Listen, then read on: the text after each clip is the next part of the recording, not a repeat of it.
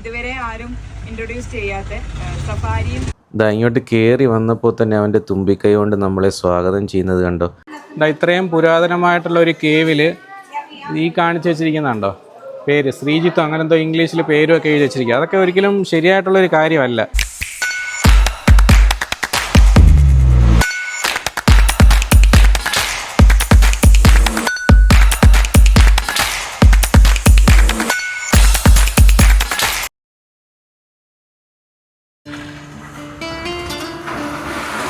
എൻ്റെ എല്ലാ പ്രിയപ്പെട്ട കൂട്ടുകാർക്കും ഹൃദയം നിറഞ്ഞ ഒരു ഓണാശംസകൾ പറഞ്ഞുകൊണ്ട് ഹംഗ്രി ട്രക്കറിൻ്റെ പുതിയ വീഡിയോയിലേക്ക് സ്വാഗതം. ഇന്ന് സുൽത്താൻ ബത്തേരിയിലാണ്. വയനാടിൻ്റെ വ്യത്യസ്തമായ കാഴ്ചകൾ കാണുവാനായിട്ട് വന്നതാണ്. നമ്മുടെ കേരള ഫോറസ്റ്റ് ഡെവലപ്മെൻറ്റിൻ്റെ ഒരു പ്രോഗ്രാം ഉണ്ടായിരുന്നു. ബ്ലോഗർമാർക്ക് വേണ്ടിയിട്ടുള്ള ഒരു പ്രോഗ്രാമാണ്. അതിൽ മുത്തങ്ങ വൈൽഡ് ലൈഫ് സഫാരി, ആനയൂട്ടൽ, ജെയിൻ ടെമ്പിൾ, ഇടയ്ക്കൽ കേവ്, അങ്ങനെ വ്യത്യസ്തമായ വയനാടിൻ്റെ കാഴ്ചകൾ കാണുവാനായിട്ടാണ് നമ്മളെ ഇൻവൈറ്റ് ചെയ്തു. അത് നിങ്ങളുടെ ഒരു സപ്പോർട്ട് കൊണ്ടാണ് നമുക്ക് ആ ഒരു പ്രോഗ്രാമിന് പങ്കെടുക്കാൻ സാധിച്ചത് കേട്ടോ. എന്തായാലും നമുക്ക് വയനാടിൻ്റെ വ്യത്യസ്തമായ കാഴ്ചകളിലേക്ക് പോകാം.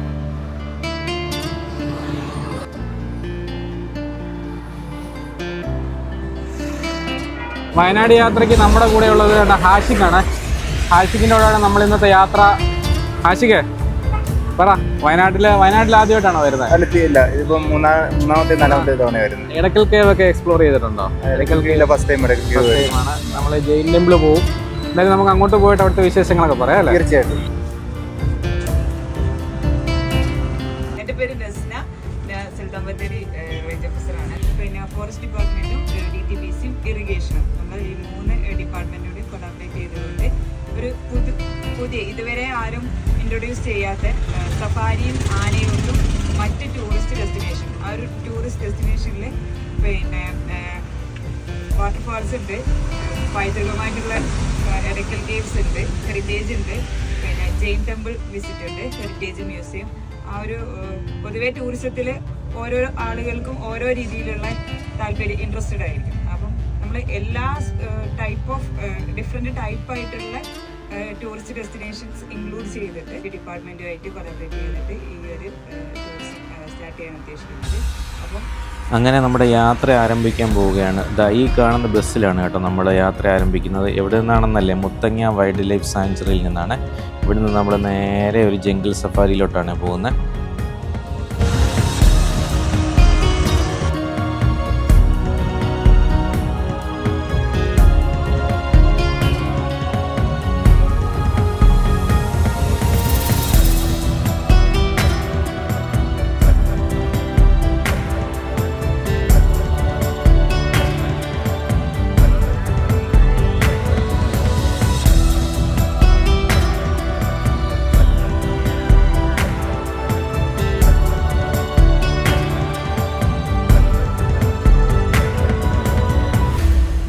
പണ്ട് കാലത്ത് ഒരു പ്രൈവറ്റ് ടീം ഈ പ്രോപ്പർട്ടി ലീസിനെടുക്കുകയും ഇവിടെ യൂക്കാലിപ്സിൻ്റെ മരങ്ങൾ വെച്ച് പിടിപ്പിക്കുകയും ചെയ്തെന്നാണ് പറയുന്നത്. ഇത് പേപ്പറും മറ്റു ആവശ്യത്തിന് വേണ്ടിയിട്ടാണ് ഈ യൂക്കാലിപ്സ് മരങ്ങൾ യൂസ് ചെയ്യുന്നത്. പിന്നീട് ലീസിൻ്റെ കാലാവധി കഴിഞ്ഞപ്പോൾ ഈ മരങ്ങൾ വെട്ടാൻ പറ്റാതെ വളരുകയാണ് ചെയ്തത്. ഇതിങ്ങനെ കാണാൻ നല്ല രസമാണെങ്കിലും ഫോറസ്റ്റിനെ നല്ല രീതിയിൽ ഇത് ദോഷം ചെയ്യുന്നതാണ്. കാര്യമെന്ന് വെച്ച് കഴിഞ്ഞാൽ മറ്റു മരങ്ങളെ ഇത് വളരാൻ അനുവദിക്കുന്നില്ല. കൂടുതൽ വെള്ളം ഇതിനാവശ്യമായിട്ട് വരും. ഇതിൻ്റെ വേര് കൂടുതൽ ജലാംശത്തെ വലിച്ചെടുക്കുകയും ചെയ്യുന്നത് കാരണം മറ്റു മരങ്ങൾ വളരുവാൻ കുറച്ച് പാടാണ് കേട്ടോ. അങ്ങനെ നമുക്ക് ആദ്യത്തെ സൈറ്റിംഗ് കിട്ടി കേട്ടോ. ഒരു മയിൽ. ഇവിടെ പൊതുവെ കൂടുതലായിട്ടും കാണപ്പെടുന്നത് മാനും ഹനുമാൻ ലങ്കൂറും പിന്നെ മയിലും പിന്നെ കഴുകന്മാരുമാണ്. കഴുകന്മാരെ കൂടുതലായിട്ട് കാണാനുള്ള കാരണമെന്ന് പറഞ്ഞു കഴിഞ്ഞാൽ മറ്റേ റോഡിലൂടെ ആക്സിഡൻറ്റ് പറ്റി വരുന്ന മാനുകൾ, പിന്നെ പട്ടി അതുപോലുള്ള മൃഗങ്ങൾ പിടിക്കുന്ന മാനുകൾ, അവയെല്ലാം ഈ ഫോറസ്റ്റിലാണ് കൊണ്ടിടുന്നത്. അവയെ ഭക്ഷിക്കാൻ വേണ്ടിയിട്ട് ഈ കഴുകന്മാർ കൂടുതലിവിടെ കാണപ്പെടുന്നത് കേട്ടോ. ആനിമൽസിനെ കാണുക എന്നതിനേക്കാൾ ഉപരി നമ്മൾ ഈ ഫോറസ്റ്റിലൂടെയുള്ളൊരു യാത്ര എക്സ്പീരിയൻസ് ചെയ്യുക കേട്ടോ. മൃഗങ്ങളെ കാണുക എന്നുള്ളതൊരു ലക്ക് കൂടിയാണ്.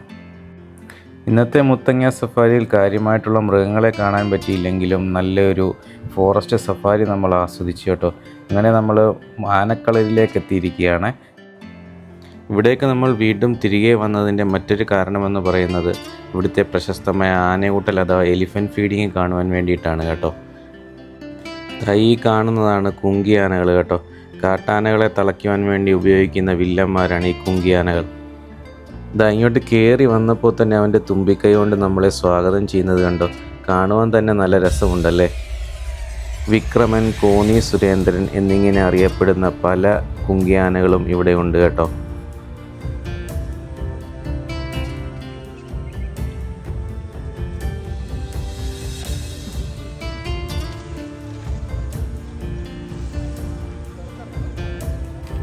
ഇവന്മാർക്കുള്ള ഫുഡാണ് ഇതാ ഈ റെഡിയാക്കിക്കൊണ്ടിരിക്കുന്നത് കേട്ടോ. അരി, റാഗി, ശർക്കര, ഉപ്പ് എന്നിങ്ങനെ ചേർത്ത് കുഴച്ചാണ് ഈ കുങ്കിയാനകൾക്ക് കൊടുക്കുന്നത്. നമ്മുടെ ഈ സർക്യൂട്ട് ടൂറിസത്തിൻ്റെ ഭാഗമായി വന്നു കഴിഞ്ഞാൽ ഇതൊക്കെ നമുക്ക് ഫ്രീ ആയി കാണുവാൻ സാധിക്കും കേട്ടോ.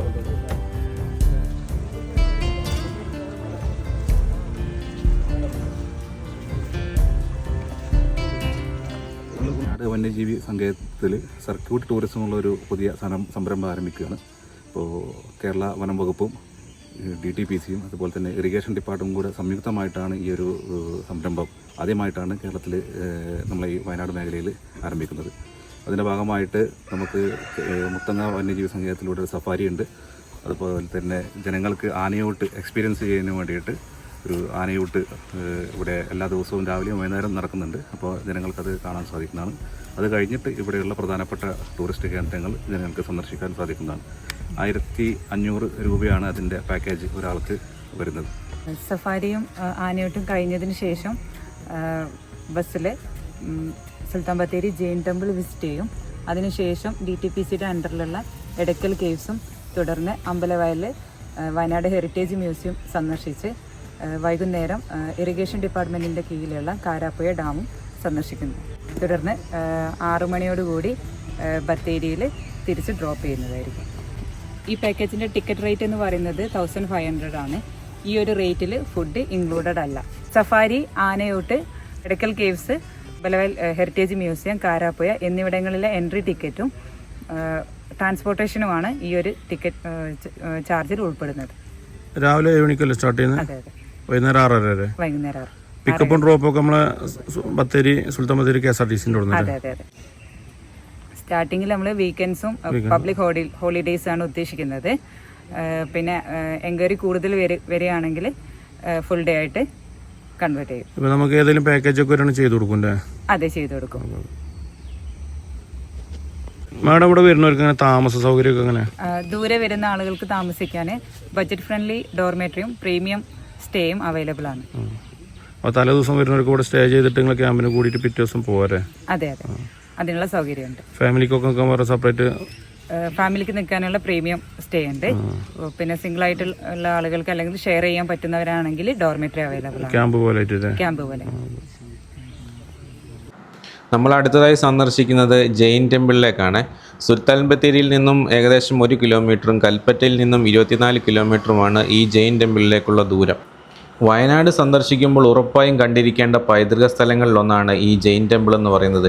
ഈ അമ്പലത്തിൻ്റെ നിർമ്മിതികളൊക്കെ കണ്ടോ, വലിയ കരിങ്കൽ തൂണുകൾ കൊണ്ടാണ്. ആദ്യകാലങ്ങളിൽ ഇത് ജൈനമതക്കാരുടെ അമ്പലമായിരുന്നെങ്കിലും പിന്നീട് അതൊരു വാണിജ്യ കേന്ദ്രമായി മാറി. സുൽത്താൻ ബത്തേരിക്ക് പണ്ട് വേറൊരു പേരുണ്ടായിരുന്നു കേട്ടോ, ഗണപതി വട്ടം എന്നാണ് അതിനെ പറയുന്നത്. ഇന്നത്തെ ദിവസം ഈ ടെമ്പിൾ വിസിറ്റിങ്ങിന് ഒരുപാട് പേരുണ്ട് കേട്ടോ. ഇതാ കുട്ടികളും പ്രായമായിട്ടുള്ളവരും ഒരുപാട് പേരുണ്ട്. എനിക്ക് തോന്നുന്നു അരങ്ങേറ്റം പോലുള്ള എന്തോ ഒരു പ്രോഗ്രാം ഇവിടെ നടക്കുന്നുണ്ട്. നമ്മുടെ സുൽത്താൻ ബത്തേരി ഗണപതി വട്ടം എന്നറിയപ്പെടുന്ന കാലഘട്ടത്തിൽ ഇവിടെ 12ഓളം ജൈന തെരുവുകളും ഉണ്ടായിരുന്നു കേട്ടോ. ഇവിടെ മറ്റൊരു കാഴ്ച കൂടി കാണാം കേട്ടോ. പഴയ കാലങ്ങളിൽ ഉപയോഗിച്ചുകൊണ്ടിരുന്ന ആട്ടുകാലിലിരുന്ന് അരയ്ക്കുന്നത് കണ്ടോ ഒരു കുട്ടി. ഇതുപോലെയുള്ള പൈതൃക സ്ഥലങ്ങളിൽ വന്നാലുള്ള ഒരു ഗുണം ഇതാണ്, നമ്മൾ പണ്ട് കാലങ്ങളിൽ ജീവിച്ച രീതികളും പഴയകാല സാധനങ്ങളും നമുക്കിവിടെ വന്നു കഴിഞ്ഞാൽ കാണുവാൻ സാധിക്കും. അത് ഇപ്പോഴത്തെ കാലഘട്ടത്തിലുള്ള കുട്ടികൾക്ക് അതൊരു പുതിയൊരു അറിവും കൂടിയായിരിക്കും.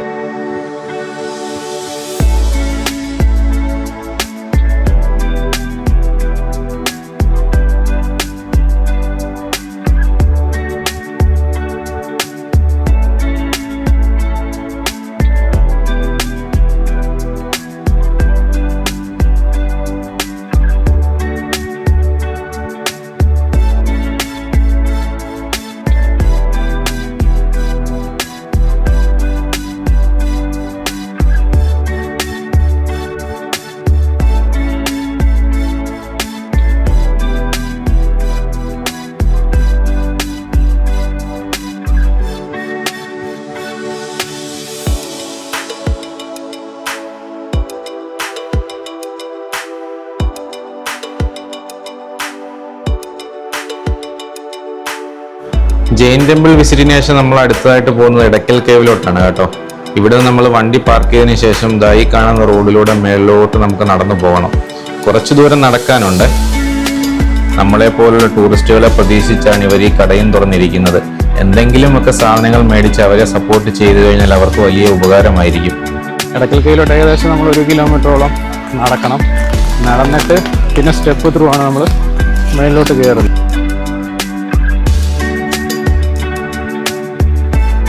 ആക്ച്വലി ഒരു 1 കിലോമീറ്ററിൻ്റെ ട്രെക്കിങ് പോലുണ്ട് അല്ലേ ആശിക്ക്? എങ്ങനെയുണ്ട് നടന്നിട്ട്? കണക്കുന്നുണ്ടോ? നമ്മള് ഏകദേശം 1 കിലോമീറ്ററോളം നടക്കാനുണ്ട് കേട്ടോ.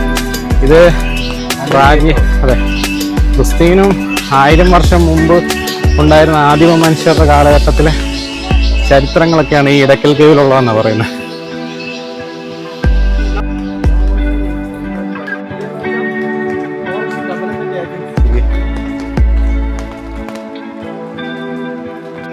നമ്മുടെ കൂടെയുള്ളത് ബാബു സാറാണ്. കേരള ഫോറസ്റ്റ് ഡിപ്പാർട്ട്മെൻറ്റിൻ്റെ അണ്ടറിൽ വർക്ക് ചെയ്യുന്ന സാറാണ്. സാറ് നമ്മുടെ ഈ പ്രോഗ്രാമിൻ്റെ ഒരു ചെറിയ ഡീറ്റെയിൽ ആയിട്ട് പറഞ്ഞു തരുന്നതാണ്. സാറേ നമസ്കാരം. നമസ്കാരം. ഇത് കേരള വനം വന്യജീവി വകുപ്പ്, പിന്നെ വയനാട് വന്യജീവി സങ്കേതവും, അതോടൊപ്പം തന്നെ വയനാട് DTPCയും ഇറിഗേഷൻ ഡിപ്പാർട്ട്മെൻറ്റും സംയുക്തമായി നടത്തുന്ന ഭാഗമായാണ് ഇത് ചെയ്യുന്നത്. ഇത് സാധാരണ ആളുകൾക്ക് പിന്നെ സ്വന്തമായി ഈ 3-4 ഡെസ്റ്റിനേഷനിൽ യാത്ര ചെയ്യാൻ പറ്റില്ല. അതോടൊപ്പം തന്നെ അവർക്ക് പോകുന്നതിന് വേണ്ടി നമ്മളെ സാഞ്ചുറിയിലെ പിന്നെ ഒരു ബസ് ഉപയോഗിച്ച്, സാഞ്ചുറിയിലെ എക്കോ ടൂറിസത്തിന് ഉപയോഗിക്കുന്ന ബസ് ഉപയോഗിച്ച് DTPCയും അതോടൊപ്പം തന്നെ ഇറിഗേഷൻ ഡിപ്പാർട്ട്മെൻറ്റും സംയുക്തമായി നടത്തുന്ന ഒരു പ്രോഗ്രാമാണിത്. ഈ പ്രോഗ്രാമിൽ എന്തൊക്കെയാണ് ഇൻക്ലൂഡിംഗ് ആയിട്ട് വരുന്നത്? ഈ പ്രോഗ്രാമിൽ ഇൻക്ലൂഡിംഗ് ആയിട്ട് വരുന്നത് നമ്മളെ കാനന സവാരി, മുത്തങ്ങ സാഞ്ചുറിയിലെ കാനന സവാരി, അതോടൊപ്പം തന്നെ മുത്തങ്ങ ആന ക്യാമ്പിലെ ഒരു എലിഫന്റ് അവയർനെസ് ക്ലാസും, അതോടൊപ്പം ആനയൂട്ട് കാണുന്നതിനുള്ള സൗകര്യവും. ആനയൂട്ട് വരുന്ന ആളുകൾക്ക് എക്സ്പീരിയൻസ് ചെയ്യാൻ പറ്റുമോ? എക്സ്പീരിയൻസ് ചെയ്യാൻ പറ്റില്ല, അവർക്ക് കാണാനുള്ള സൗകര്യം ചെയ്തു കൊടുക്കുക.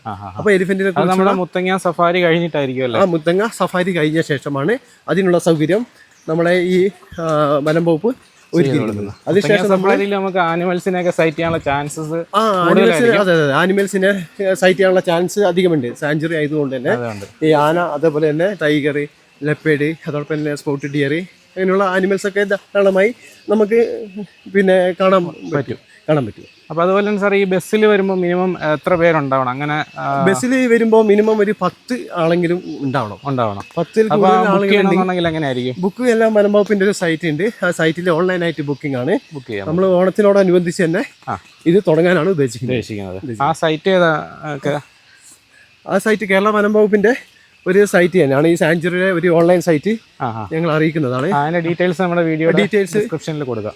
നല്ല കോട ഇറങ്ങിയിട്ടുണ്ട് കേട്ടോ, അത്യാവശ്യം നല്ല കോടയുണ്ട്. ഏകദേശം 1 കിലോമീറ്റർ അല്ലേ ഉള്ളൂ നമുക്ക് ഇങ്ങോട്ട് വരാം. നടക്കാൻ വലിയ ബുദ്ധിമുട്ടില്ലാത്തവർക്ക് ഈസി ആയിട്ട് ആക്സസ് ചെയ്യാൻ പറ്റുന്ന ഒരു കേവാണ് ഇടക്കൽ കേവ്. ഇടക്കൽ കേവ്സിലെ ചാർജസ് വരുന്നത് ഇങ്ങനെയാണ്: 50 രൂപ, കുട്ടികൾക്കാണെങ്കിൽ 30. ആക്ച്വലി നമുക്ക് കണ്ട ആ കാണുന്ന മലയുടെ മേലിലാണ് പോകുന്നത് കേവ്. ഇടക്കൽ കേവ് വരുന്നത് അവിടെയാണ്. അതിനുള്ള പോകേണ്ട എൻട്രി വരുന്നത് ഇതാ ഇവിടെ നിന്നാണ്. ഓണത്തിനുള്ള അത്തപ്പൂവൊക്കെ ഇട്ട് സെറ്റാക്കി വെച്ചിട്ടുണ്ട്. നമ്മളതിൻ്റെ ഇടക്കൽ കേവിലോട്ടുള്ള എൻട്രി ഇവിടുന്ന് നമ്മൾ മേലോട്ട് പോവാണ്. ചെറിയൊരു നാച്ചുറൽ ആയിട്ടുള്ളൊരു പന്തൽ പോലെ ഉണ്ടല്ലേ കാണാൻ. ഒരു നടക്കുന്ന വഴികളൊക്കെ സ്റ്റോണിലിട്ടിട്ട് കൊള്ളാം. ഇതായി കാണുന്നതൊക്കെ കൊക്കോ മരങ്ങളാണ് കേട്ടോ. സോറി, കൊക്കോ അല്ല, കാപ്പി. കാപ്പിയൊക്കെ ഇവിടെ പിടിച്ചിട്ടുണ്ട്.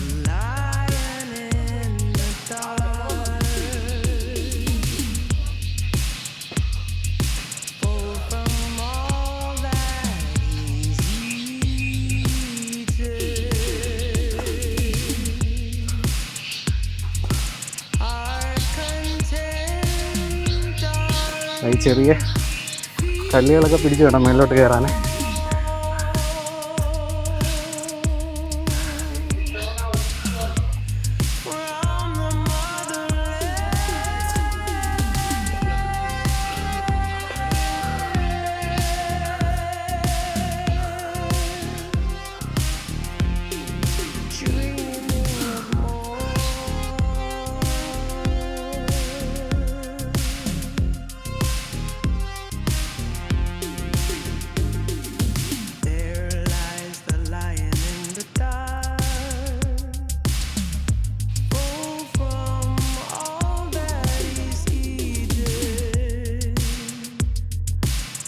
heart content on feeding more from the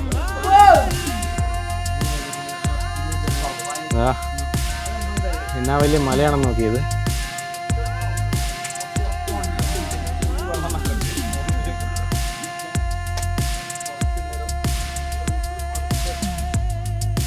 ഇവിടെയൊക്കെ പേര് എഴുതി വെച്ചിരിക്കുന്നുണ്ടോ? ഇവരൊക്കെ പ്രാചീന കാലഘട്ടത്തിൽ ജീവിച്ചിരിക്കുന്നതിന് തെളിവ് പോലെ എഴുതി വെച്ചിരിക്കുന്നു. കെ സത്യൻ, അറുമുഖൻ, ദേവദാസ്, ഉണ്ണി കെ ബി. ഇവരൊക്കെ ഈ വീഡിയോ കാണുന്നുണ്ടെങ്കിൽ ഇതൊന്നും ശരിയല്ല എന്നാണ് ഞാൻ പറയുന്നത് കേട്ടോ.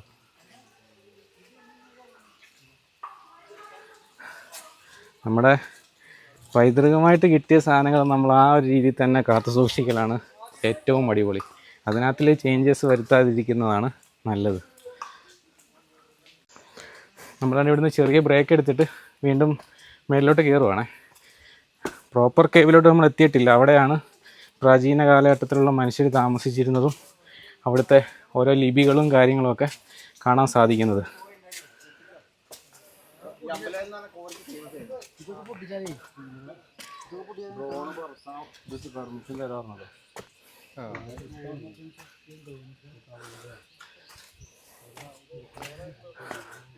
ആക്ച്വലി ഇടയ്ക്കൽ കേവ് നിൽക്കുന്നത് അമ്പൂത്തി മല എന്ന് പറയുന്ന മലയിലാണ് ഈ ഇടയ്ക്കൽ കേവ് ഉള്ളത്. ഇവിടെ നിന്നുള്ള വിഷ്വൽസ് നോക്കി. ഈ താഴെ കാണുന്നതെല്ലാം ഫേമസ് വ്ളോഗർമാരാണ് കേട്ടോ.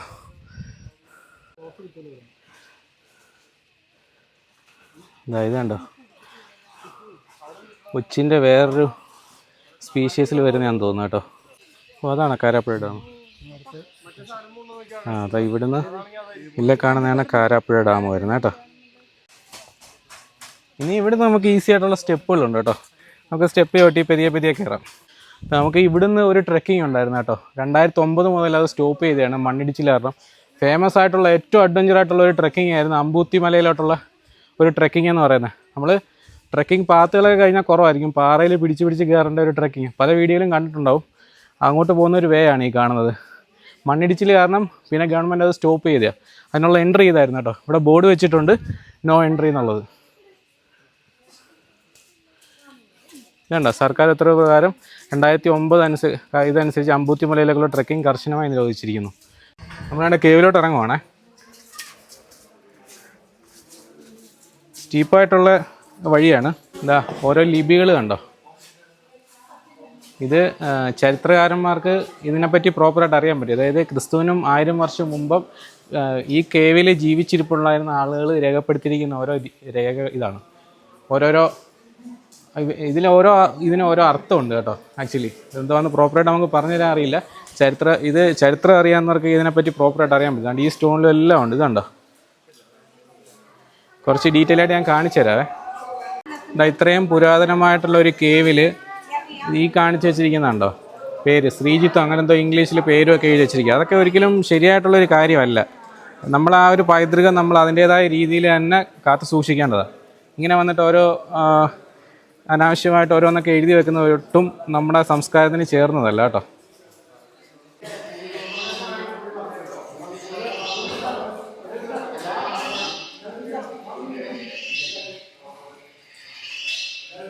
ഇടയ്ക്കൽ എന്ന് പറയുന്നത്, ഇടയ്ക്കൽ എന്നൊക്കെ പെയിനായിട്ട് പറയാൻ കാരണമായി വരുന്നത് ഈ കല്ലുകളാണ്. ഈ കല്ലുകൾ ഇടയിൽ ഇരിക്കുന്നതും കൊണ്ടാണ് ഇടയിലെ കല്ല് ഇടയ്ക്കൽ എന്ന് പേര് വരുന്നത്. ഇതൊരു ശക്തമായ ഭൂചലനത്തിലൂടെയാണ് രൂപപ്പെട്ടിരിക്കുന്നത്. കല്ലുകൾ പൊട്ടി മാറിയിട്ടുള്ള റോക്ക് ഷെൽട്ടറാണ്. ഏകദേശം 30,000-ഓളം വർഷം പഴക്കം പറയുന്നുണ്ട്. സമുദ്ര ലെവലിൽ നിന്നും 4000 അടി ഹൈറ്റിൽ നിലകൊള്ളുന്ന റോക്ക് ഷെൽട്ടറാണ്. അപ്പോൾ ഇതിൻ്റെ ഇമ്പോർട്ടൻസ് എന്ന് പറയുന്നത് നമുക്ക് നവീന ശിലായുഗം മുതൽ ഇങ്ങോട്ട് വിവിധ ഗ്രൂപ്പുകളായിട്ട് ഗോത്ര സമൂഹങ്ങൾ താമസിച്ചിരുന്നു എന്ന് പറയുന്നു. അതിന് തെളിവായിട്ടുള്ള ഗുഹാചിത്രങ്ങളും പിന്നെ 2000-ഓളം വർഷം പഴക്കം പറയുന്ന 2 എഴുത്ത് ഭാഷകളും ഈ റോക്ക് ഷെൽട്ടറിലുണ്ട്.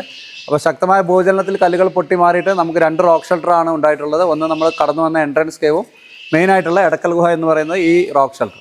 അപ്പോൾ ഇതിൽ നമുക്ക് ഇമ്പോർട്ടൻസ് എന്ന് പറയുന്നത് ഇത് കണ്ടുപിടിക്കുന്ന ബ്രിട്ടീഷുകാരാണ്. 1894 കണ്ടുപിടിക്കുന്നത്. അന്നത്തെ മലബാർ പോലീസ് സൂപ്രണ്ടായിരുന്ന ഫെഡറിക് ഫോർസെറ്റ് എന്ന് പറയുന്ന പോലീസ് സൂപ്രണ്ട് ഇത് കണ്ടുപിടിക്കുകയും അതിനുശേഷം 1901 ഇന്ത്യൻ ആൻറ്റിക്വറി എന്ന് പറയുന്ന ഒരു മാഗസിനിലൂടെയാണ് ഇത് പുറം ലോകത്തേക്ക് അറിയിക്കുന്നത്. അപ്പോൾ നമുക്ക് മറ്റുള്ള ഗുഹാചിത്രങ്ങളിൽ നിന്നും എടക്കൽ ഗുഹയെ വ്യത്യസ്തമാക്കുന്നത് മറ്റുള്ള ഗുഹാചിത്രങ്ങൾ കൂടുതലായിട്ട് പെയിൻറ്റിങ്സുകളാണ്. ഇത് നമുക്ക് കാർവിങ്സ് വിഭാഗത്തിൽപ്പെടുന്നു. കല്ലുകൾ കൊണ്ട് കല്ലിന്മേൽ കോറി വരച്ച ചിത്രങ്ങളാണ്. അതിൽ പ്രധാനമായിട്ടുള്ള ഒരു ചിത്രം ഇതാണ്. ഈ കാണുന്ന ഒരു ഗോത്ര രാജാവിൻ്റെ ചിത്രം കാണാം. കൈകളെല്ലാം ഉയർത്തിപ്പിടിച്ച് തലപ്പാവെല്ലാം ധരിച്ചിരിക്കുന്ന ഒരു ഫുൾ രൂപം ഇവിടെ കാണാം. ഇത് ഒരു ഗോത്ര രാജാവിൻ്റെ ഫ്രണ്ട് സൈഡായിട്ടും അതിൻ്റെ തന്നെ മറ്റൊരു പുറംതിരിഞ്ഞിരിക്കുന്ന ഒരു ഭാഗം മറ്റൊരു രൂപം ഇവിടെ കാണാം. സെയിം അതുപോലെ തന്നെയാണ് അതിൻ്റെ ബാക്ക് വശത്ത് കുറച്ച് കവചങ്ങൾ പോലെ വരച്ചിരിക്കുന്നു. ഇനി നമുക്ക് മുകളിലേക്ക് നോക്കിയ ഒരു സ്ത്രീ രൂപം കാണാം. അവരുടെ റൈറ്റ് കയ്യിൽ ഈ സൈഡിലായിട്ട് നമുക്കൊരു കുട്ടിയുടെ ചിത്രമുണ്ട്. ആ കുട്ടിയുടെ മുകളിലായിട്ട് ഒരു വൈൽഡ് ലൈഫ് ഡോഗിൻ്റെ ചിത്രമുണ്ട്. അതിൻ്റെ മുകളിലേക്ക് വൈൽഡ് ലൈഫ് ഡോഗിൻ്റെ ചിത്രം എന്ന് പറയുമ്പോൾ അതിൻ്റെ തലഭാഗം മുകളിലേക്കാണ്, വാലെല്ലാം ടേല് നേരെ മുകളിലോട്ടിരിക്കുന്നു. ഇനി നമുക്ക് മറ്റൊരു രൂപം ഇവിടെ കാണുന്നത് ഒരു മനുഷ്യ മുഖം മാത്രമാണ്, കണ്ണ് മൂക്ക് ചുണ്ടുകളായിട്ടുള്ള ഒരു രൂപം. ഇതിൻ്റെ മുകളിലായിട്ട് ഒരു ആനയുടെ രൂപമുണ്ട്, ഒരു ലോങ് ആർച്ച് പോലെ കാണുന്നു. അതിൻ്റെ കൊമ്പുകളെല്ലാം സ്ട്രേറ്റ് ആണ്. പിന്നെ വ്യത്യസ്തമായി നമുക്ക് ഈ ഗുഹാചിത്രങ്ങൾ കാണപ്പെടുന്ന കുറേ റൗണ്ടുകൾ കാണപ്പെടുന്നുണ്ട്. അതിനെ ചരിത്രകാരന്മാർ വിശേഷിപ്പിക്കുന്നത് സൂര്യനെ ദൈവമായി ആരാധിച്ചിരുന്ന ഒരു കാലഘട്ടമായിരുന്നു. അതിൻ്റെ തെളിവായിട്ടാണ് നമുക്ക് ഈ മുകളിലായിട്ട് ഒരു സൂര്യൻ്റെ ചിത്രമുണ്ട്. ആ സൂര്യൻ്റെ ചിത്രത്തിന് മുകളിലായിട്ട് ഒരു ലോങ് ടൈൽ ബേഡിൻ്റെ ഉണ്ട്, ഒരു പക്ഷിയുടെ ചിത്രം.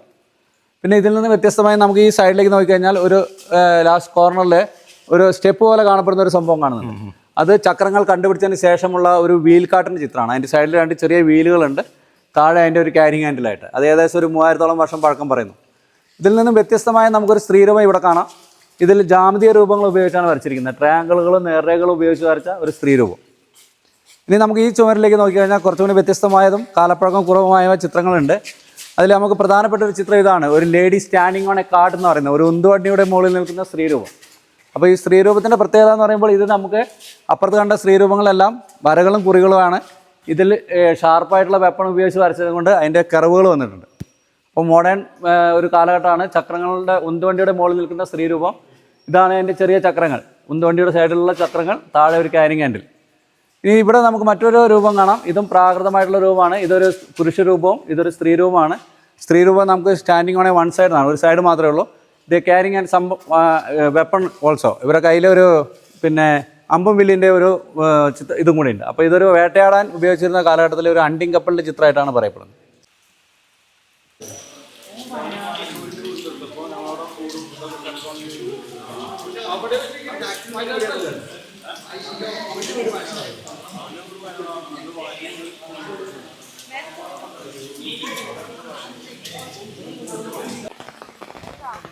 ഈ മലയിൽ നിന്ന് ചെറിയ വെള്ളം ഒഴുകി വരുന്നുണ്ടോ?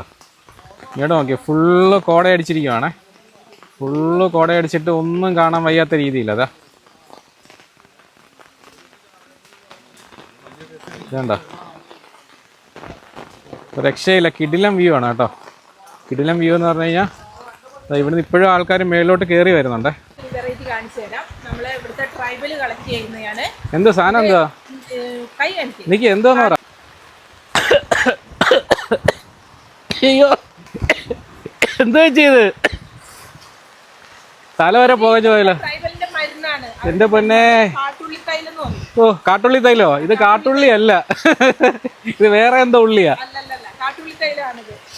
ഓ, കിളി പോയേട്ടോ.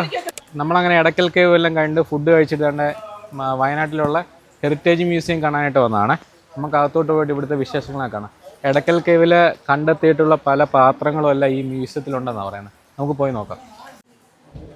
ഇന്ത്യയിലെ തന്നെ ഒന്നാമത്തെ പൈതൃക മ്യൂസിയം എന്ന് വേണമെന്നുണ്ടെങ്കിൽ വയനാട് ഹെറിറ്റേജ് മ്യൂസിയത്തെ പറയാൻ പറ്റും. 4 അറകളായിട്ടാണ് ഇത് തിരിച്ചിരിക്കുന്നത്. ഒന്ന് ഗോത്രസ്മൃതി എന്ന് പറയുന്ന അറയാണ് വരുന്നത്. ഇവിടെ വേണ്ട പഴയകാല പാത്രങ്ങൾ, കൊട്ട, അതായത് കണ്ടോ പണ്ട് കാലത്തൊക്കെ ഉപയോഗിച്ചിരുന്ന കൊട്ടകൾ, അങ്ങനെയുള്ള പലതരത്തിലുള്ള കൊട്ടകൾ. ഇതാ മല ആവശ്യങ്ങൾക്ക് ഈ മണ്ണെല്ലാം കളിക്കുന്ന സമയങ്ങളിൽ കിട്ടുന്ന ഓരോരോ ശിലകളാണ്. ഓ, ഇത് മണ്ണിന്റെ അടിയിൽ മണ്ണ് കളിക്കുന്ന സമയങ്ങളിൽ എത്ര വർഷത്തോളമൊക്കെ പഴക്കം? വർഷം എന്ന് പറഞ്ഞാൽ ഏകദേശം ഒരു കണക്കാക്കാനുള്ളൊരു ഇതില്ല. ക്രിസ്തു ഇവിടെ അതിന്റെ ഡീറ്റെയിൽ കൊടുത്തിട്ടുണ്ട്. നന്ദി എന്നാണോ? നന്ദി. അത് നമ്മളെ ഒരു കാളയുടെ രൂപം. കാളയുടെ രൂപം.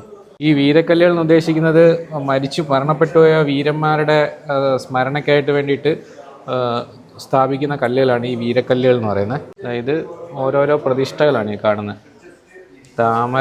താമരമൊട്ടോടുകൂടിയ ദേവത, ഉർവര, രമ, ലേഖകൻ. ലേഖകൻ എന്ന് പറഞ്ഞാൽ നമ്മൾ എഴുത്തുകാരൻ്റെ ഒരു രൂപം തന്നെ അതിൽ ചിത്രീകരിച്ചു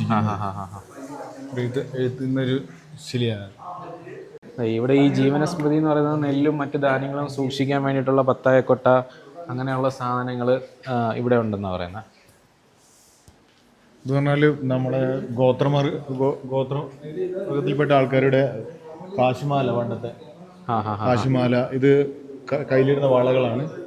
ഇത് തോട, മറ്റേ ചെവിയിലിടുന്ന കമ്മലാണ്. പല സാധനമാണ് മറ്റേ ചെവിയിലിടുന്ന, മറ്റേ ഈ ഇപ്പോഴും ആദിവാസി മുപ്പത്തിമാരൊക്കെ യൂസ് ചെയ്യുന്ന ഓലയാണ്, കൈതയുടെ ഓല. ഇത് ആ സമയത്ത് യൂസ് ചെയ്ത സാധനങ്ങൾ മറ്റേ നമ്മളെ പുന്നിക്കുരുവാണ് അതിൽ പതിച്ചിരിക്കുന്നത്. ഇതൊക്കെ എന്താണ്? ഇതൊക്കെ പറഞ്ഞാൽ അതുമായിട്ട് ബന്ധപ്പെട്ടുള്ള സാധനങ്ങൾ തന്നെയാണ്. ഇതേപോലെ കിട്ടിയത് തന്നെയാണ്.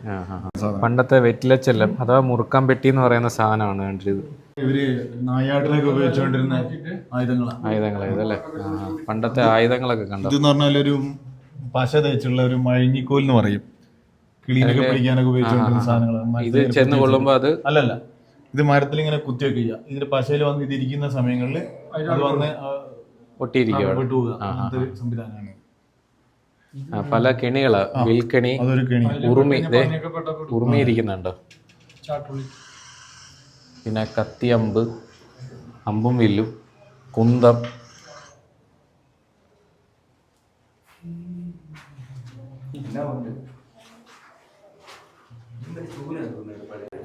പണ്ട് കാലത്ത് യൂസ് ചെയ്തിരുന്ന ഒരു ഫ്ലൂട്ട് പോലത്തെ ഒരു ഇൻസ്ട്രുമെന്റ് ആണ് ഇത്.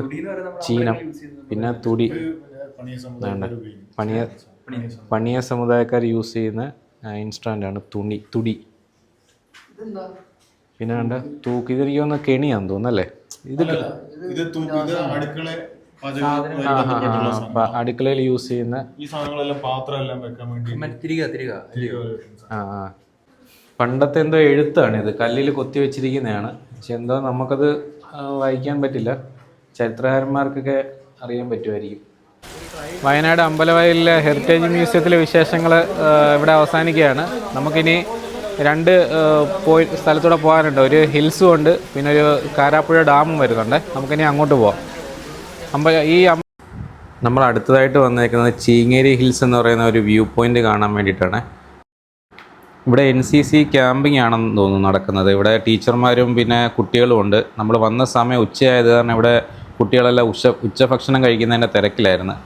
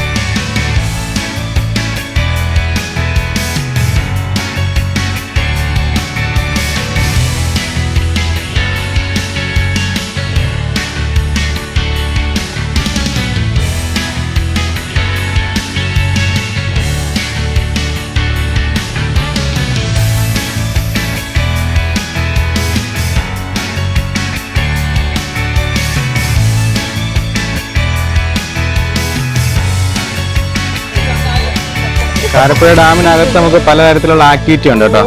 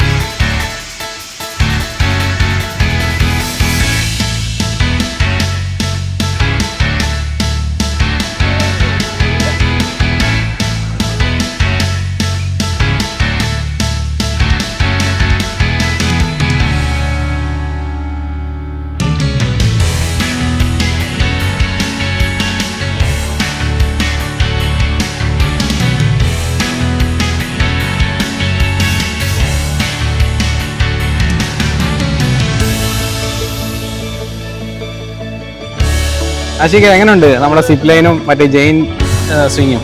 ഒരു രക്ഷയില്ല, പൊളി സാധനം.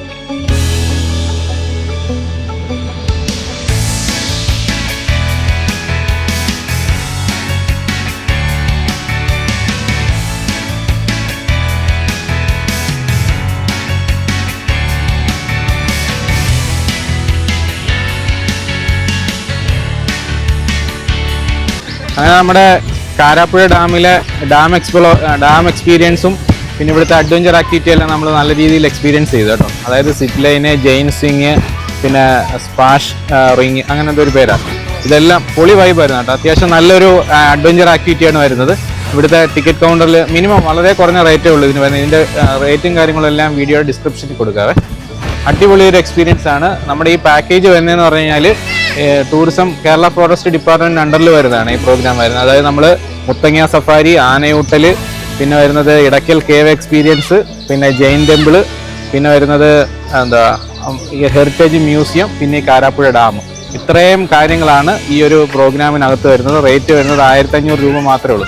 നമ്മളിപ്പം ദൂരെ നിന്നൊക്കെ വന്നിട്ട് ബസ്സിൽ വന്നാൽ പോലും, അല്ലെങ്കിൽ കോഴിക്കോട് വരെ ട്രെയിനിൽ വന്നിട്ട് ഇവിടെ സുൽത്താൻ ബത്തേരി ബസ്സിന് നമുക്ക് വേണ്ടിയിട്ടുള്ള ഫോറസ്റ്റിൻ്റെ വണ്ടി ഉണ്ടാവും. ആ വണ്ടിയിൽ രാവിലെ 7 മണിക്ക് കയറി കഴിഞ്ഞാൽ വൈകുന്നേരം 5:30 ആകുമ്പോഴത്തേനും പ്രോഗ്രാം അതിൻ്റെ ഒപ്പം എന്ന രീതിയിലായിരിക്കും. KSRTC ബസ് സ്റ്റാൻഡിലൊക്കെ വെറും 150 രൂപയ്ക്കൊക്കെ സ്റ്റേ അവൈലബിൾ ആണ് കേട്ടോ. നമ്മുടെ ഈ പ്രോഗ്രാമിൻ്റെ റേറ്റ് വരുന്നത് 1500 രൂപയാണ്. 1500 രൂപയ്ക്ക് ഞാൻ നേരത്തെ പറഞ്ഞ പോലെ എല്ലാ ഇതിലും കൊടുക്കും. ഞാൻ ഇതിൻ്റെ നമ്പർ, നമ്മുടെ ഈ പ്രോഗ്രാമിൻ്റെ റേറ്റ് വരുന്നത് 1500 രൂപയാണ്. രാവിലെ സുൽത്താൻ ബത്തേരി ബസ് സ്റ്റാൻഡിൻ്റെ അവിടെ നിന്ന് നമ്മളെ പിക്ക് ചെയ്യും 7 മണിക്ക്. എന്നിട്ട് വൈകുന്നേരം ഏകദേശം 5 മണി അല്ലെങ്കിൽ 6 മണി ആകുമ്പോഴത്തേന് പ്രോഗ്രാം വൈൻഡപ്പ് ചെയ്ത് തിരിച്ച് സുൽത്താൻ ബത്തേരി തന്നെ കൊണ്ടുവിടും. അതാണ് പ്രോഗ്രാം വരുന്നത്. 1500 രൂപയുള്ള കോസ്റ്റ് വരുന്നത്. ഇതിനകത്തിൽ എല്ലാ അടിപൊളിയായിട്ടുള്ള പ്രോഗ്രാം കാര്യങ്ങൾ വരുന്നത്. കൂടാതെ വയനാട് ഫോറസ്റ്റ് ഡിപ്പാർട്ട്മെൻറ്റ് ഒരു ക്യാപ്പ് നമുക്ക് കോംപ്ലിമെൻ്ററി ആയിട്ട് തരുന്നതാണ് കേട്ടോ. അതിപ്പം ഇവിടുത്തെ മേഡം പറഞ്ഞിട്ടുണ്ടായിരുന്നു. നമുക്ക് ഈ ഒരു പ്രോഗ്രാമിൻ്റെ ഭാഗമാകാൻ കഴിഞ്ഞാൽ ഒരുപാട് സന്തോഷമുണ്ട്. അതിന് നല്ലൊരു കോൺടാക്റ്റ് ചെയ്യുന്നത് നമ്മുടെ മിസ്റ്റർ ഷംനാസ് ആണ്. അതിന് ഒരുപാട് താങ്ക്സ് ഉണ്ട് ഷംനാസിന്. അങ്ങനെ നമ്മുടെ ഇന്നത്തെ വീഡിയോ ഇവിടെ അവസാനിക്കുകയാണ്. അടുത്ത ദിവസം വയനാട്ടിലെ മറ്റൊരു വിശേഷങ്ങളുമായിട്ട് കാണും വരേക്കും എല്ലാവർക്കും ബൈ ബൈ.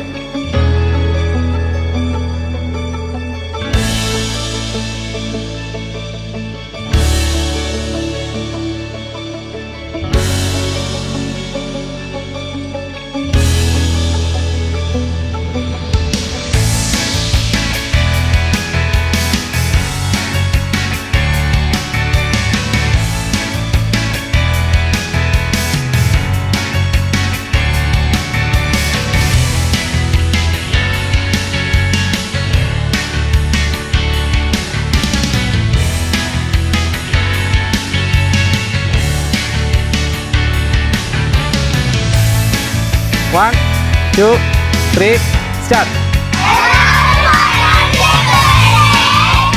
കേട്ടോ, എല്ലാവരും പിള്ളേർ പറഞ്ഞ കേട്ടോ, എല്ലാവരും വയനാട്ടിലോട്ട് വന്ന് ടൂറിസമൊക്കെ പ്രൊമോട്ട് ചെയ്യണം കേട്ടോ. ബൈ മക്കളെ, ബൈ.